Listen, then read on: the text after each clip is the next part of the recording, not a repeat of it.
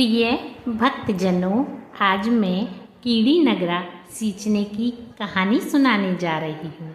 एक गांव में एक बुढ़िया माई रहती थी। उसके 2 बेटे तथा बहू थी। बुढ़िया माई भगवान श्री हरि विष्णु की परम भक्त थी।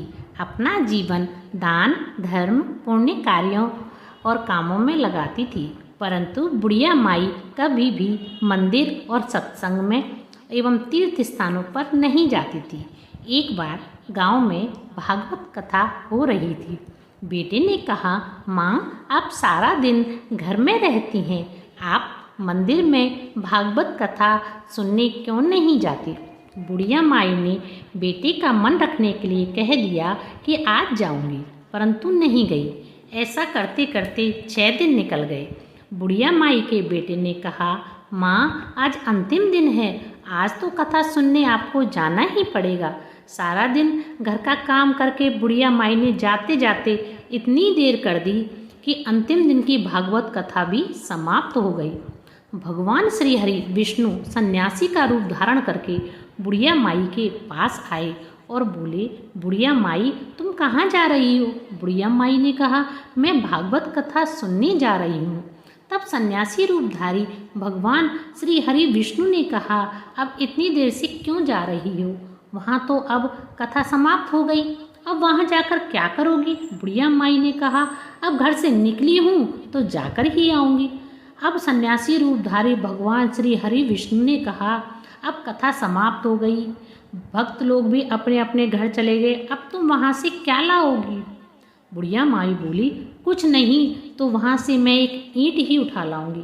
तो सन्यासी रूपधारी भगवान श्री हरि विष्णु बोले, तुम वहाँ से मिट्टी की ईंट लाओगी, उसके बदले मैं तुम्हें एक सोने की ईंट दे देता हूँ।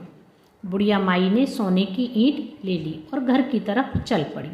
विचार करने लगी, यदि यह ईंट मैं घर लेकर जाऊंगी तो बेटे बहू झगड़ने लगेंगे, इसलिए घर के आंगन में बाहर ही बुढ़िया माई ने वह ईंट जमीन में गाड़ दी। परंतु अब बुढ़िया माई का सारा ध्यान उस ईंट पर ही रहने लगा।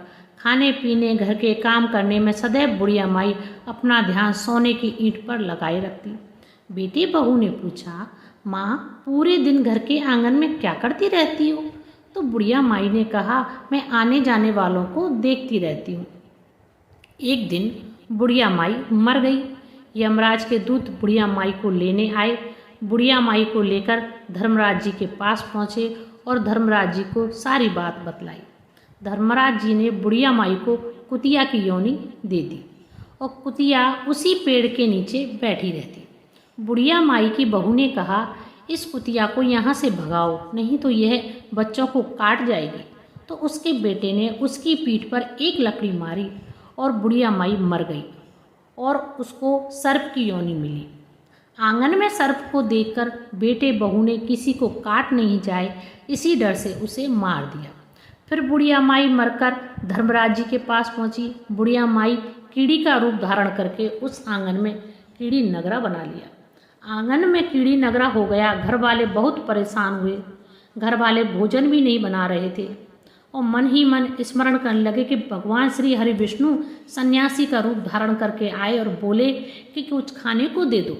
तो घर वालों ने कहा, महाराज, हमारे खाने को कुछ भी नहीं बनाया क्योंकि हमारे घर में कीड़ी नगरा हो गया है, आप ही इसका कुछ उपाय बताइए। तब महाराज ने आंगन में से खोदाई की और सोने की ईंट निकाली और दोनों बेटों को दे दी।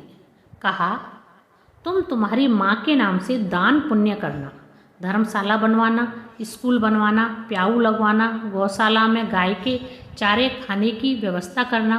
परंतु दोनों बेटे आपस में झगड़ने लगे कि तू दान कर, तू दान कर। किसी ने बुढ़िया माई के नाम से कोई दान नहीं किया और कीड़ी नगरा वहाँ उसी स्वरूप में स्थापित रहा। कुछ दिन बाद सन्यासी वापस आया और बुढ़िया माई के बेटों ने भगवान स्वरूपधारी सन्यासी महाराज से कहा कि हमारे घर की हालत वैसी की वैसी है, कीड़ी नगरा तो वैसे का वैसा ही है। तब साधु रूप धारी सन्यासी महाराज ने कहा, वह सोने की ईंट के टुकड़े लाओ, उन्हें बेचकर उनसे जो भी धन मिले उसे तुम्हारी माँ के नाम से दान पुण्य करो। इस कीड़ी नगरा पर शक्कर और आटा डालो। तुम ऐसा करोगे तो तुम्हारी माँ को मोक्ष प्राप्ति होगी और उनके घर से कीड़ी नगरा चला जाएगा। वो व्यक्ति प्रतिदिन सुबह प्रातः आटा शक्कर खेड़ी नगरे में डालता है। वह सदैव धनवान, पुत्र, मान संपन्न, सुख शांति से जीवन यापन करता है। उसके घर में कभी कोई कष्ट नहीं आता। उसका जीवन सदा सर्वदा आनंद से व्यतीत होता है। उसके परिवारजन उसे अत्यधिक स्नेह प्रदान करते हैं।